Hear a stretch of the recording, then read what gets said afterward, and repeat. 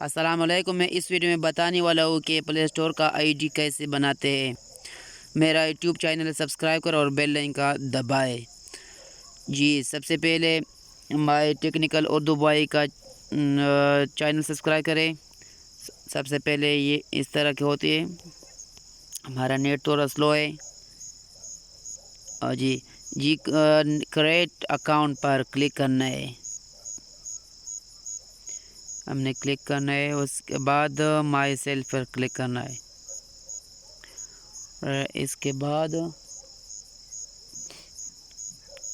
First name में अपना नाम लिखना है।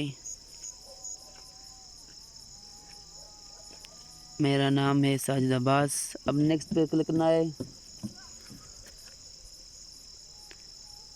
नेक्स्ट करने के बाद अब बर्थडे सेट करना है। जो भी बर्थडे है मैं ये सेट करता हूँ।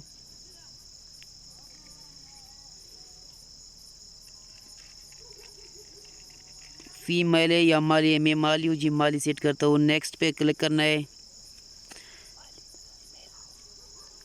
फिर इसके बाद यूज़र नेम पर क्लिक करना है और यूज़र नेम में जो भी है हमारा साजिद अब्बास 99 लिखने है। इसके बाद नेक्स्ट पर क्लिक करना है। पासवर्ड बनाए, जो भी पासवर्ड है हमारा पासवर्ड है और नेक्स्ट पर क्लिक करना है। हमारा आईडी बन गया है। SIM पर क्लिक करना है और इसके बाद नेक्स्ट पर क्लिक करना है।